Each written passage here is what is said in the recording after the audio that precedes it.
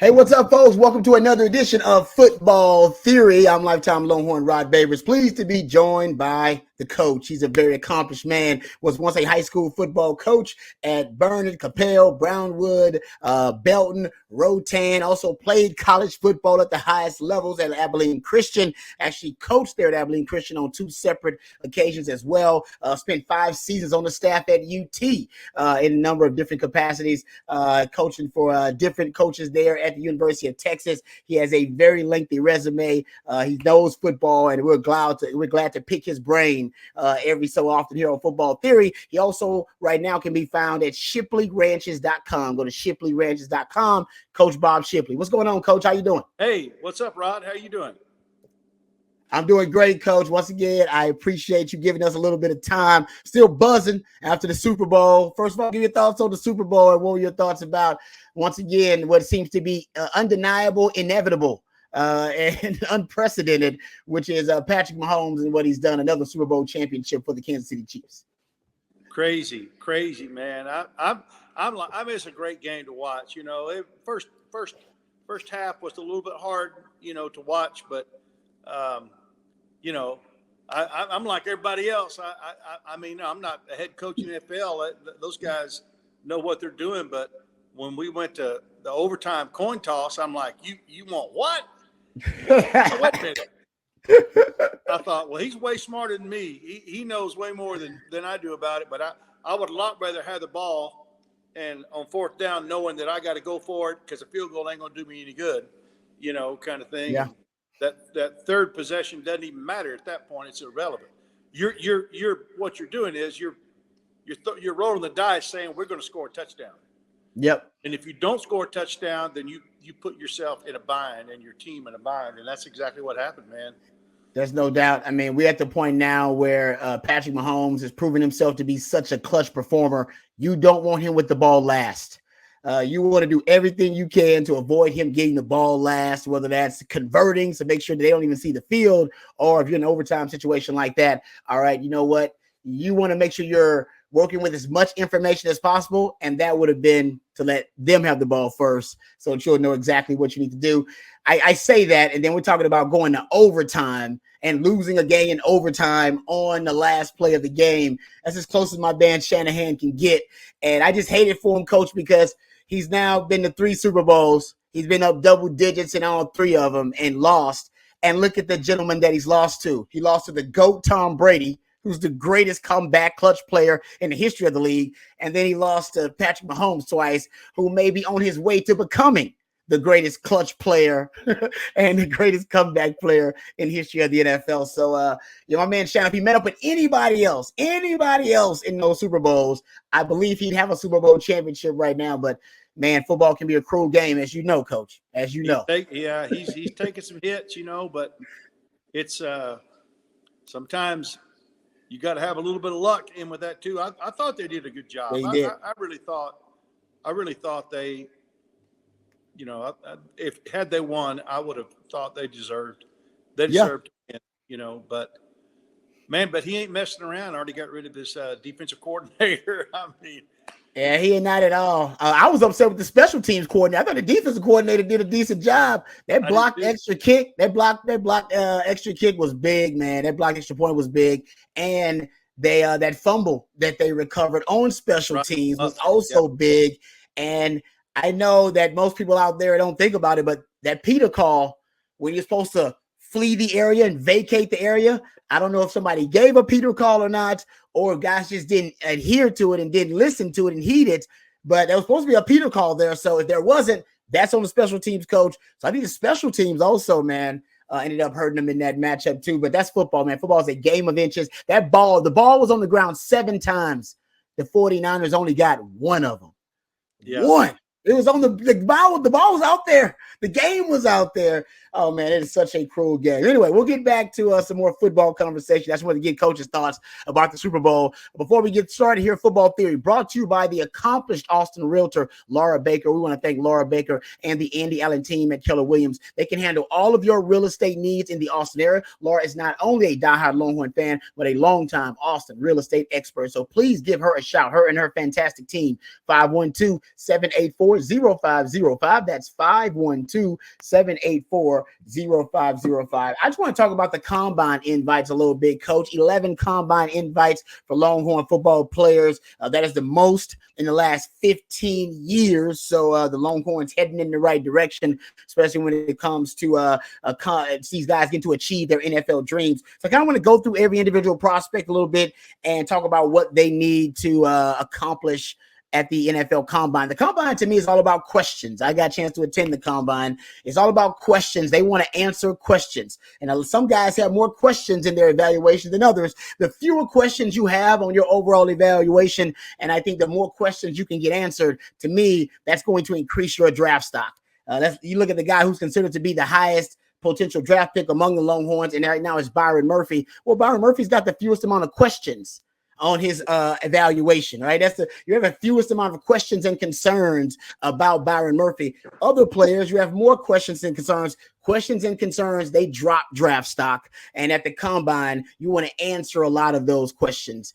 You want to address a lot of those concerns. And if you do, and you do it the right way, or at least you satisfy the NFL scouts, that draft stock will continue to increase. So that's what we'll talk about today. What are the questions and concerns surrounding these specific players and them heading to the NFL Combine? All right, Coach, let's start with the big men. Why not start with Byron Murphy and T'Vondre Sweat? Those are kind of the two of Texas stars heading into the Combine. They may have had the best D-tackle duo. Not may have, they did have the best D-tackle duo in the country between Byron Murphy and T'Vondre Sweat. I do believe, Coach, all the mock drafts that I've seen have Byron Murphy being drafted higher than any other Longhorn. I've seen him as high as in the top 10. I've seen him at 13. I've seen him at 15 into mock drafts. He's going to be drafted pretty high. That's because he's got the fewest amount of questions in his overall evaluation. I do think Byron Murphy is going to go there and show out at the Combine. He actually is a freakish athlete. He's one of the more freakish athletes you'll see on the D line. And I think when he go there and people see the combination of his size, his strength, and his quickness, ball GO, BGO, ball get off ability to move around, change the direction. I do believe that Byron Murphy actually is going to increase his draft stock. I think that's the expectation, which is why he's higher up on a lot of people's draft boards right now than most Longhorns. Yeah, I think you're probably right. And, the defensive line position, as we talked about on, I think it was last week's show, or maybe 2 weeks ago, but the defensive line that's the prime you were pointing out through your research. That's where the money is. That's where those guys are making the most money. They are the hardest to find. It's different when you go to looking at quarterbacks. How many times have you watched the draft and they got all these cameras, for example, in a quarterback's face, and he slips past the first round and he slips past the second round and he slips past the third round. I feel so sorry for those guys, because you never know what word gets out on these guys, and their draft stock starts falling. Yep. And people start being afraid of something or whatever. Well, why didn't they take them? They must know something we didn't know, or whatever. But in this case, with our defensive linemen, I don't see that happening. I think, I'm not so, almost everybody's saying Byron's going to go first. That may be. That may be. He's probably has an edge on T'Vondre in terms of his pass rushing. But again, as we've talked about before, it all depends on what teams' needs are. If I've got the first round draft picks, and I've already got a Murphy type guy, I need a Sweat. I need a big guy in there. Somebody could reach up and take him too. You never know. What's going to happen. We've seen that so many times year after year in the draft. But I think our two defensive linemen are in pretty good shape. I agree with you, Coach. And honestly, I think almost every team in the league could use either or a Byron Murphy or T'Vondre Sweat. That either you got that nose tackle that can clog up multiple gaps, demand a double team, or you got that 3 technique who can be a force run defender, but also be a guy that can pressure the passer. Here's the numbers that I brought up a couple of weeks ago, Coach, you were talking about. If you go look at the top 16 highest paid defensive players in the NFL on average annual salary, 8 of the top 16 are interior D linemen. 6 of the top 12 highest paid defensive players from last season in the NFL based off guaranteed money are also interior defensive linemen. And the reason is simple. Teams want to play with lighter boxes. They want to play with 2 deep safeties so that they can devote numbers to stop the pass. If that is the case, then you got to play with a lighter box. If you're playing with a lighter box, you want a big man up front, big human who can demand a double team. That'll flip the numbers advantage back in your favor if it takes 2 to block your 1. Or you want a human being that is so massive, like a T'Vondre Sweat, he is literally clogging up multiple gaps, taking up multiple humans with his sheer size. That is T'Vondre Sweat. And what gets these guys paid is just not that ability to be an interior D tackle and a force run defender. That helps. That's the start of it. But then once you can stop the run and force teams into predictable passing situations, can you pressure the passer? Can you flip the switch from a force run defender to being a guy that also can be a pressure defender in the passing game? And that's both T'Vondre Sweat and Byron Murphy. I think that's why both of those guys are going to shoot up draft board. Speaking of T'Vondre Sweat, the only concern for T'Vondre Sweat is right now the weight. He did not weigh in at the Senior Bowl. He will have to weigh in at the Combine. Everybody wants to see who's going to weigh in. I believe they probably want to see him around 350, and some may even want to see him lower than 350. This is a guy that plays at 360 plus. That's why he didn't want to weigh in at the Senior Bowl. He wants to push other humans around. He was playing, his playing weight then was probably 360 plus.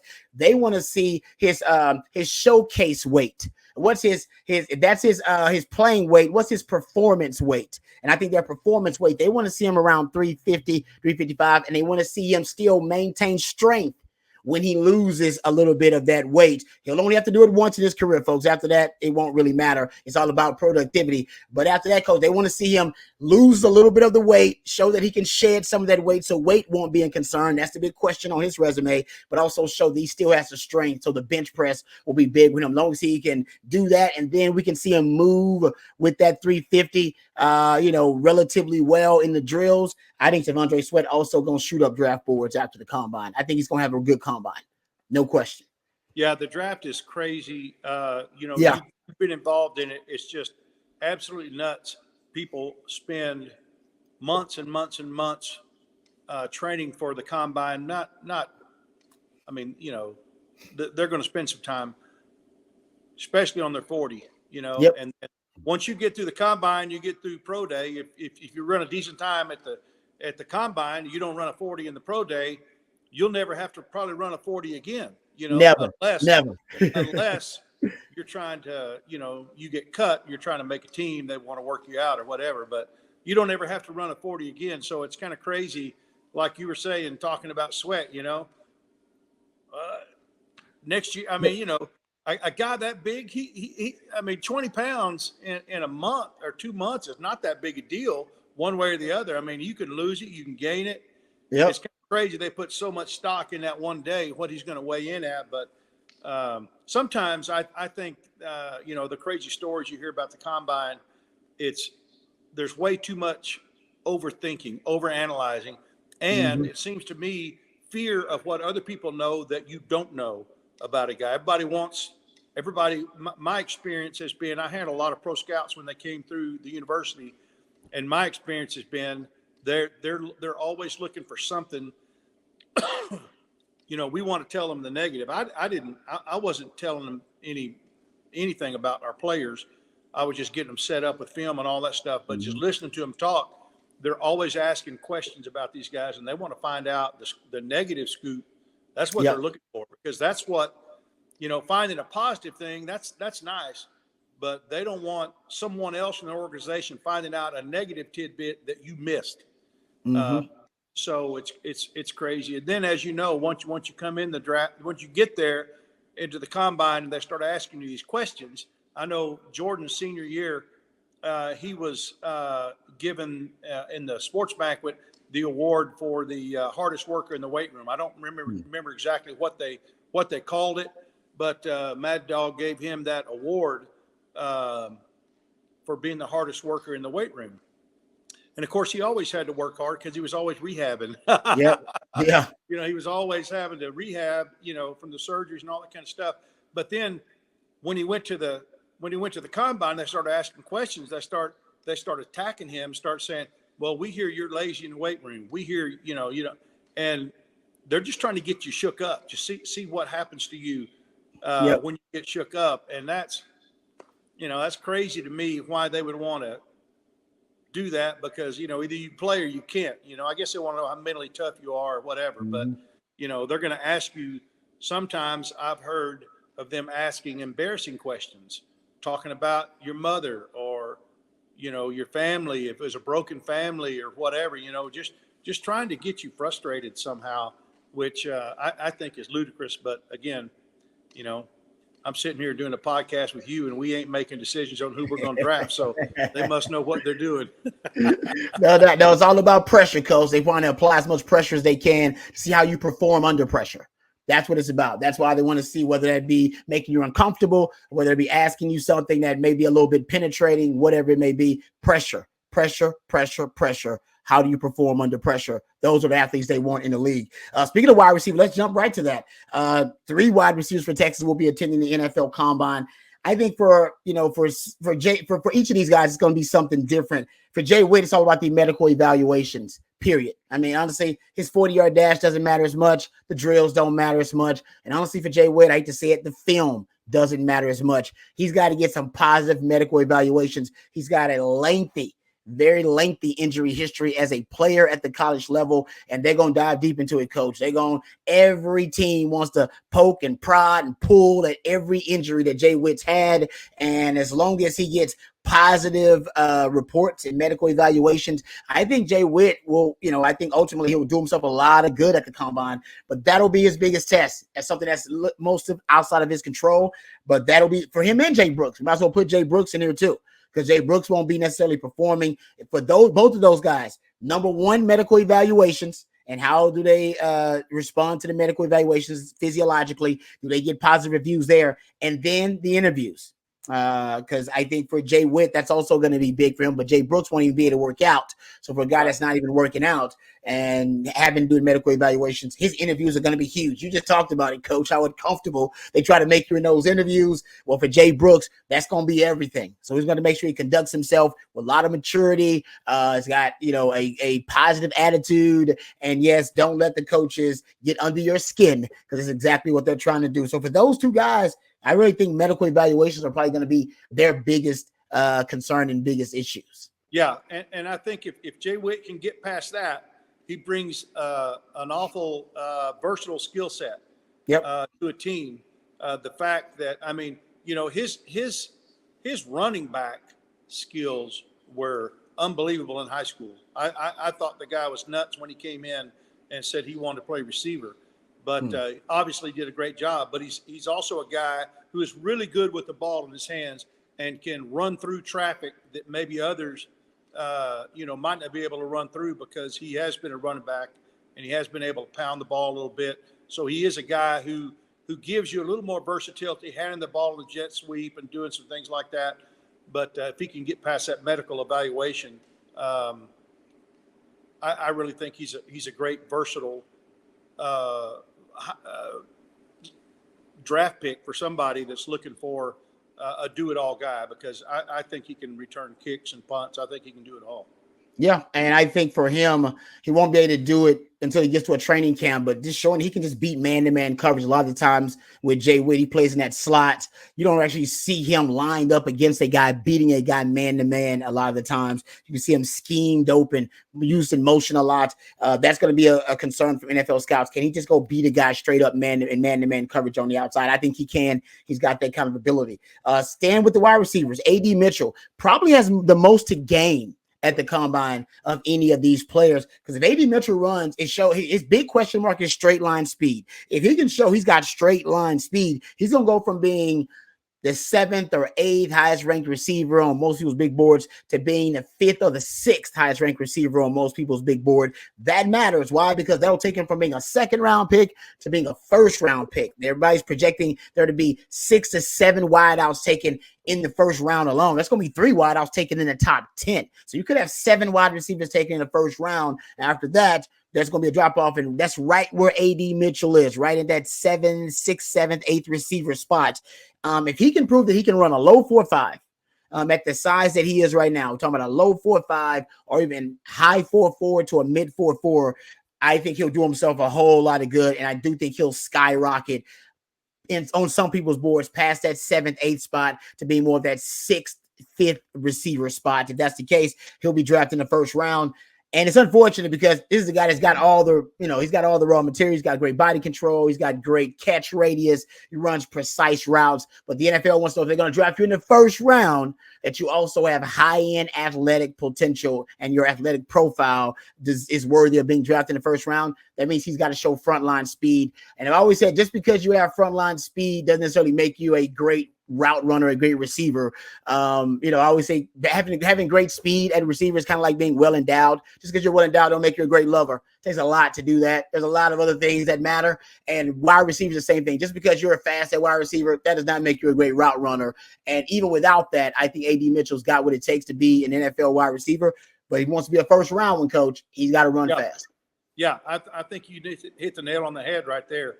He can certainly improve his draft stock, and going from the second round into the first round, even latter part of the first round to the middle first round, there's some pretty good money difference there, for those guys. So it's a big deal. Okay, I want to get your thoughts on Xavier. What do you think Xavier's going to have to do at the combine to be drafted where he wants to be drafted?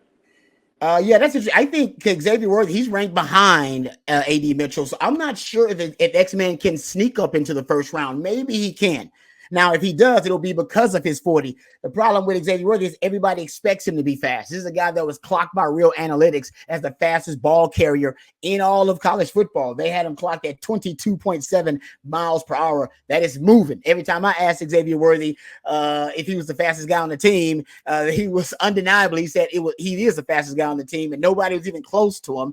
And I asked other players, and other players did indeed confirm X-Man was the fastest guy on the team. So what will he run the 40? I think, mid 4.3. If he goes low 4.3, that is blazing. That'll be one of the fastest times, period, at the combine. So I think for him, just kind of proving that, he is as fast as everybody believes he is. But the build of Xavier Worthy, just his slight build as a receiver, because, Xavier Worthy will probably be around 6. I don't know how heavy he's going to be.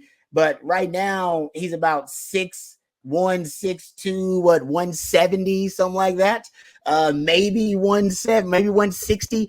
I don't know exactly what X-Man carries, but I think he's measuring like 6'1", 170. Body mass index is a cumulative measurement of like your height and your weight. And I've been tracking BMIs of receivers drafted in the first 2 rounds for a while. Since 2000, there have been 24 receivers drafted in the first 2 rounds with a body mass index of 25 or less. Now, X-Man is probably at around 22.7. He's very slight. He's a very, skinny wide receiver. Some would say frail. I'm going to say slight.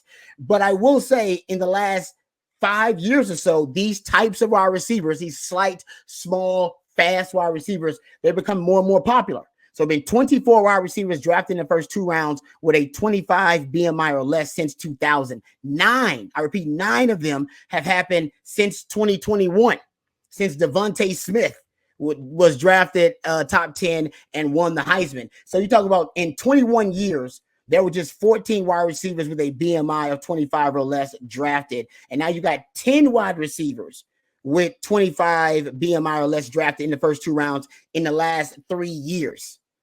But prior to that, like I said, it was 14 and 21 years. So it seems to me that those types of receivers, like X-Man, in terms of them being drafted in the first 2 rounds, they're becoming more and more popular in the NFL, where you can't put your hands on wide receivers. You can scheme these guys open in the slot. I'll give Sark a lot of credit. I think Sark's pretty much got a blueprint of how to use these types of receivers since he's had a lot of them in his tenure already. So I do think X-Man, he's trending toward being a guy that can be drafted in that second round. He'll have to confirm that with his speed. He also is one of the best punt returners in the country. It'd be hard for me to see X-Man dropping outside of the second round. And he's almost in a perfect place for a team like Kansas City that needs wide receiver help to draft X-Man or to trade up in the second round to get him. Yeah, no doubt. I'm a little bit worried. I'm wondering if they'll test him how much jamming him at the line of scrimmage. He's so quick. He's hard. He's a hard guy to to get your hands on off the ball. But he is so light that it is probably a little bit easier to reroute him than it is, like Mitchell.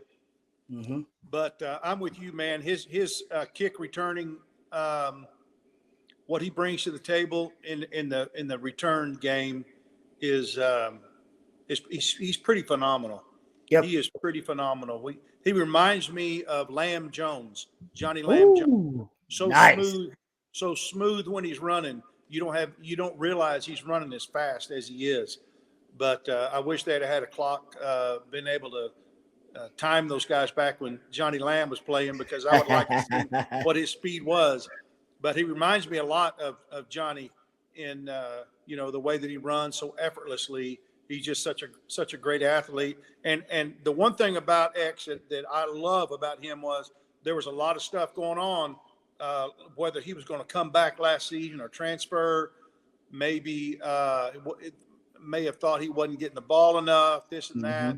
He had some problems with some drops. And, man, he came back this year, just had a great year, and fought back to get his touches, and seemed to have a great attitude all season. And I'm just really looking forward to see where he winds up in the draft. Yeah, and Mel Kiper was asked what receiver, because it's a deep wide receiver class. Matter of fact, wide receiver is the deepest position in football at any level, and has been for the last decade. But year after year, they say that, wide receiver is the deepest position in this draft. And once again, they're saying it's the deepest position in the draft. Mel Kiper was asked, what receivers do you like that you would consider a steal, that have been underrated, kind of underappreciated among this group? And he said the Texas receivers. He said, I like X-Man, I like A.D. Mitchell, I like the Texas wide receivers as receivers that are underrated in this draft. That includes my man X-Man. And you know what? I'm assuming he's talking about Jay Witt too. Who knows? But he definitely mentioned X-Man. He mentioned A.D. Mitchell. I even saw an interview with Bijan Robinson said that he talked to the coaches, and A.D. Mitchell was a guy that was catching 500 passes after practice. Getting extra work in. You talked about that, Coach, and how the scouts, they like to hear them good stories, but they want to hear reasons not to draft you too. They're trying to get those. That's a really good nugget about a guy improving their skill set. I mean, I never seen AD drop a pass. Maybe now we know why. If he's catching 500 balls after practice, that kind of stuff. So, so that takes us to another versatile player, Keelan Robinson. What do you think about Keelan? Where do you see him? I think it's going to be tough for Keelan Robinson. I think it's going to be tough. I think he's going to perform well at the combine. I think he'll have a really good 40-yard dash because he's fast. But the NFL just does not prioritize kick returns anymore. They don't. I've been looking at the numbers. I mean, you go look at the number of kickoff returns and punt returns for touchdowns in the NFL over the last 5-6 years, and they've decreased every year. Fewer and fewer kickoff returns for touchdowns, fewer and fewer returns. The NFL at this point has essentially emasculated the kickoff return because it's such a violent play. They don't want those many car crashes on that play. Even if the players aren't returning the football, you're still getting a lot of violent hits. They're taking that out of the game. So I think where that's being de-emphasized is also hurting guys like Keelan Robinson, their ability to make a roster. He's a boutique complementary piece on offense. So I'm sure that if he does make a roster, a team can still use him offensively. But it's going to be tough in a league that's de-emphasized the kicking game. So his coverage skills don't matter as much. His return skills don't matter as much. And he doesn't have enough film for that to just be the sole reason that team's going to draft him. I think he'll look to be an undrafted free agent. Still can make a roster. There's no doubt. Because there are a lot of teams, probably a third of them, that still emphasize or even overemphasize and prioritize the kicking game. But in today's NFL, just being a kick returner, special teams guy, it's always been a tough way to make a roster. It's even tougher these days. Yeah, I agree. Yeah, he does have some good speed. Oh, he does. No question. Yeah, there's no doubt about that. But, as we were talking before we went on the air, you look at a guy like Drake Stoops, who had great stats. When you look at his number of catches, his yardage and touchdowns, he didn't get invited.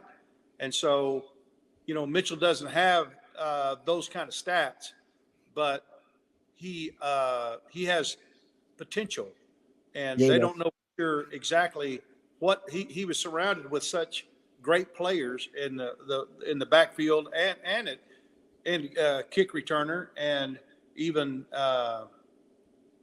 just versatile all around players. You got Jay Witt and you got X. I mean, you got a lot of guys who can do a lot of things.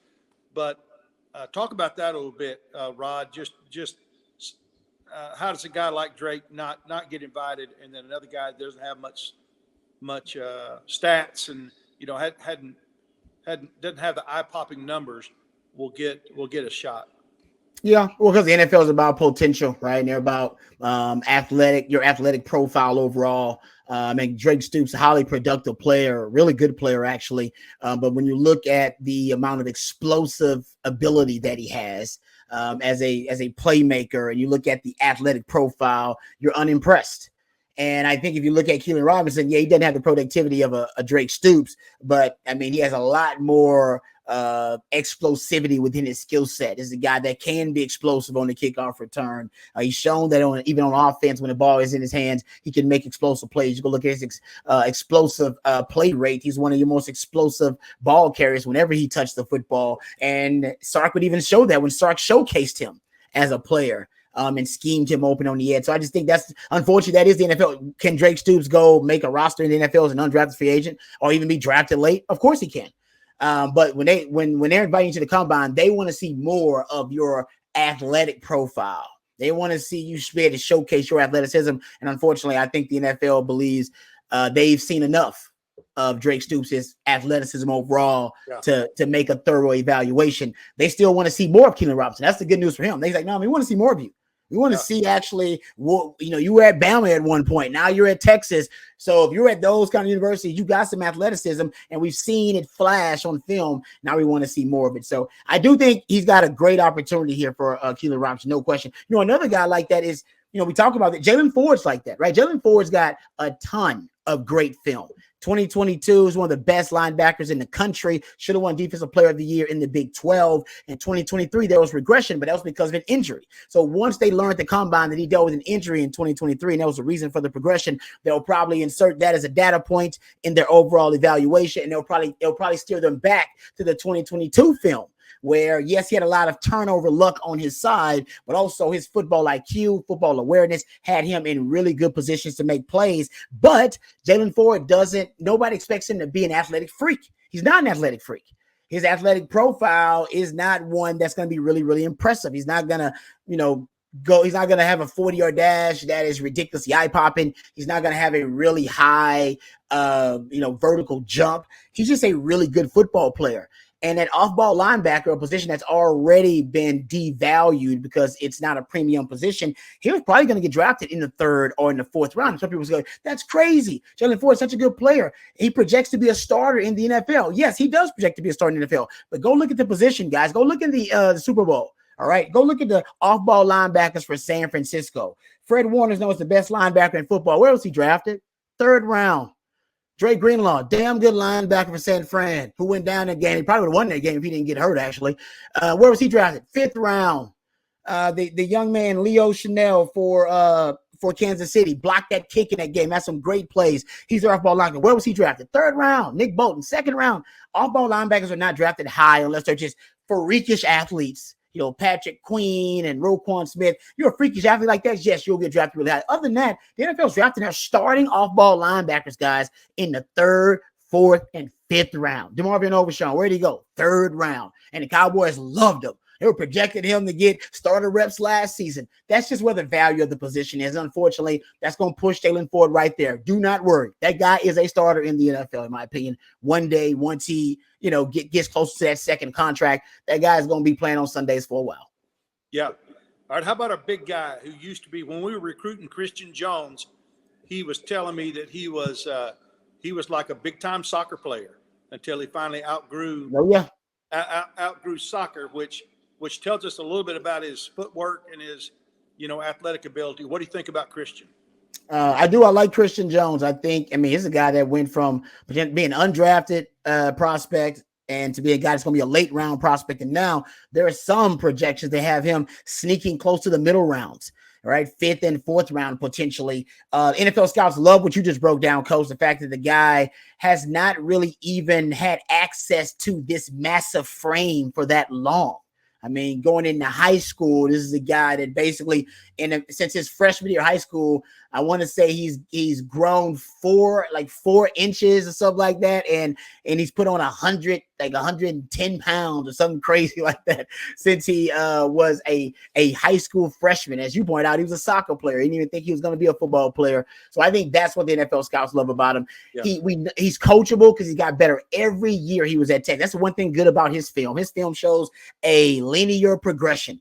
Every year he got better and better and better and better. NFL scouts love that because he's coachable and shows you that he has not reached his ceiling yet. This is not a guy that's even close to tapping his ceiling because every year, the more reps he got, the more coaching he got, the better he got as a player. NFL scouts love those types of stories because that means the guy has tremendous upside. So Christian Jones is a guy that can end up making a whole lot of money once it's all said and done. Yeah. And I think his maturity in the interviews will help him too because he just had a great charismatic personality. Yeah, he is off the charts character-wise. He is one of the nicest, humble, just yes sir, no sir type of guy.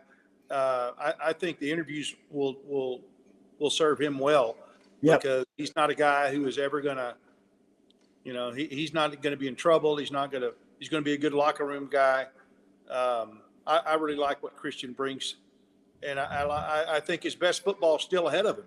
I agree with that, Coach. That's possible too. Yeah, and I think that's what NFL scouts are thinking about him as well. That's why he's shooting up draft boards. Yeah. A couple other guys before we get out of here. Ryan Watts. I ain't gonna lie, I was a little surprised Ryan Watts got the invite. I'm really happy for him. Just shows you the NFL wants to see more of him. But look at the profile, right? He's 6'3", he's long, he's rangy. They want to see what kind of foot speed he's got. So this is another guy. His 40. Even though he's got film showing, but his 40-yard dash is going to be huge, showing if he's got straightaway foot speed. They're projecting him to be a safety. When he went to the East-West Shrine game, they were also splitting reps with him at safety. If he can show that he can run in the 4.5 range with that kind of size, somebody's going to take a chance on him at safety because he's going to be a safety that can cover. He's shown that he doesn't mind being a forced run defender at that size. And NFL scouts, they're all arrogant. They all believe, hey, man, I can teach this guy. I think Ryan Watts can make himself a whole lot of money at this combine, depending on how well he runs that 40. So I'm happy for him. I think that's big. And another guy to wrap things up, Coach, JT Sanders. My challenge for JT Sanders is how close can he get to the athletic profile of Brock Bowers? He knows exactly what he's got to do athletically at the combine. He's a freak. He's a 5-star athlete. The closer he is in his athletic profile to Brock Bowers, who's going to be drafted top 10 and considered the top tight end on the board, I think it'll do him a lot of favors because people will go back to his film. And if you go look at him as a receiving threat, he actually is – he's not that far from Brock Bowers. I don't think Brock Bowers has a huge advantage on him as a prospect, as a receiver. Where Brock Bowers has the big advantage on JT Sanders is as a blocker. He is a much more evolved, developed blocker than JT. But JT can always say, hey, man, I only been playing tight end for 3 years.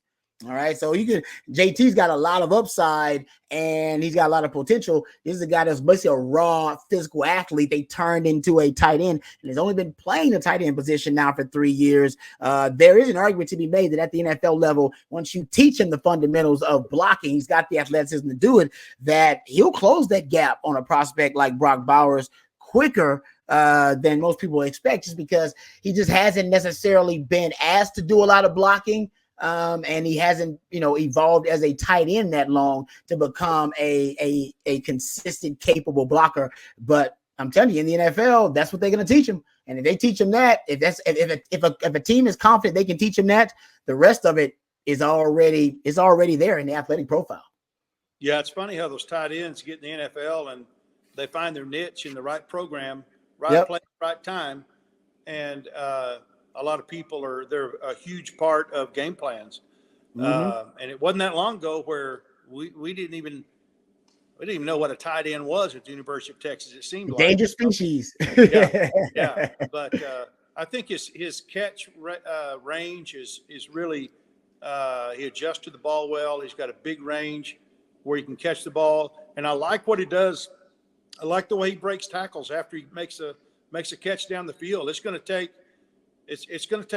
usually more than one guy to bring him down because they bounce off of him like a BB on a bird's chest sometimes. Yeah, they do.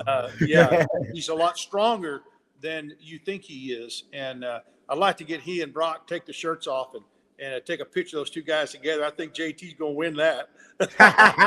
Hey, don't worry, Coach. At the combine, they make them all walk around shirtless so they can get a good look at them. You know how that is, because you got you walking around in just your tights. They walk there cat calling. You're going, man, look at them pecs. Man, look at them shoulders. That guy got some nice. Look at that. He got that high booty on him, Coach. I like that young man. You see Mahomes with his shirt off? That ain't very impressive now. It just doesn't show.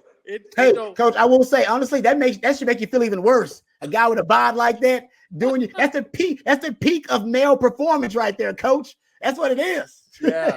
Oh man, I wish I hadn't seen that, man. I me and you both. Yeah, I thought he'd be carrying a six-pack around in there, but no, he's got the dad bod going. But got the dad bod going. You know, like we said, when it's all said and done, after the combine, none of that stuff's going to matter. You know, just what they can get done on the field and how quickly they can develop and adapt to Sunday football. And it's just really exciting time for us to have. You know, it wasn't that long ago we didn't have hardly anybody, you know, in the combine, and that's embarrassing, you know, and it's good for us to be back where we are at this point with 11 players. And as long as our staff continues to recruit at the level that they're recruiting at, and especially, you know, now that we're playing the best in the country week in and week out, I really see this trending well for us in the future. No doubt about that, Coach.